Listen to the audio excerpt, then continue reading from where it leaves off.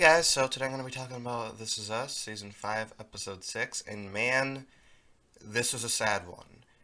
So, the main plot of the episode is Randall and Beth coming to see Hi, the man who knew Randall's birth mother, and he tells them the story of his mom, who's named Lowell. And yeah, the episode mainly just focuses on her life, which has been a mystery for this season. And yeah, she has a very tragic life. Like I said, it's not the Notebook. So Lowell grew up in New Orleans to a very prim and proper family, and she never really felt into that dynamic. And the only family members she could confide in was her Aunt May and her brother Jackson. And her Aunt May is kind of like a free spirit. For some reason, her parents don't like her, though I don't think that's ever properly explained. I kind of wish it was. And her older brother Jackson, who understands her.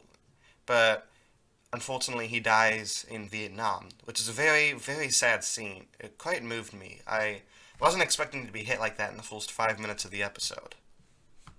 And she is like overcome with grief, and our Aunt May kind of tells her how to deal with this sadness by screaming out into a lake. But once she does this, that's when she meets Hi, who thinks that she's drowning. He's on like the other side of the lake and he hears her screaming, so he thinks she's drowning and he goes to save her. Well, save her quotation marks. So they later start dating. But unfortunately, you think it's gonna be all like a happy ever after romance, but her dad wants her to marry her boyfriend who is like rich and he's part of the family business. But she doesn't want to do that. So she tries to convince Hy to run away with her, but he can't because he's looking after his parents.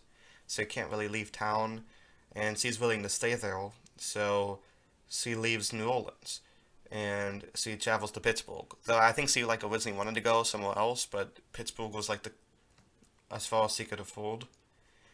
So that's when she meets William, and she begins falling in love with him. And that's when she gets into drugs and she overdoses. And we find out that like she tried to call William, but she can't he didn't have a phone, and they wouldn't let her get in touch with him. So she's sentenced to 5 years for drug possession. 5 years, and she can't contact William. It's like, okay, this is why I think, not to get political here, this is why I think that when you get arrested for drugs, you should be sent to rehab, not prison. That's just a thing. I don't know. Ask Kamala Harris. No, I'm kidding.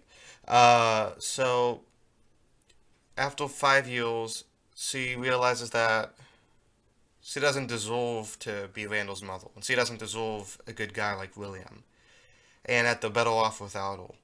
So she relocates back to New Orleans, and she reunites with Hy, and he's now married, and he has a child. And after Hy's wife passed away, Lowell and Hy start to reconnect.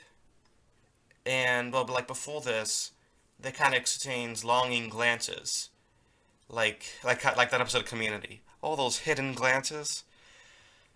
But after his wife dies, they reconnect, like I said. And she gets breast cancer. So just when you think things are going well, she gets breast cancer.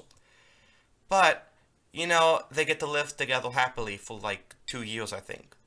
So that's nice. And she passes away with the love of her life by her side, and everything's happy. And, okay, this has been a perfect episode, but I don't like this scene. I don't like when Randall goes to the lake and he has a vision of Lowell talking to him and tells him to let the pain go and he screams, yada yada yada. I hate this trope in TV and movies when a main character sees like a dead person but they have like a vision of them. I hate it. I hate it. I hate it. Unless it's a fantasy where like ghosts are common, like Star Wars. I hate when it's a normally realistic show, but you just see like people have visions of dead people. I hate it so much. That's just a little critique of mine, but it drags the episode down for me. Like this would have been a perfect episode, if not for that stupid ass scene where the main character sees a dead person. I hate it. Every time I see it, I hate it.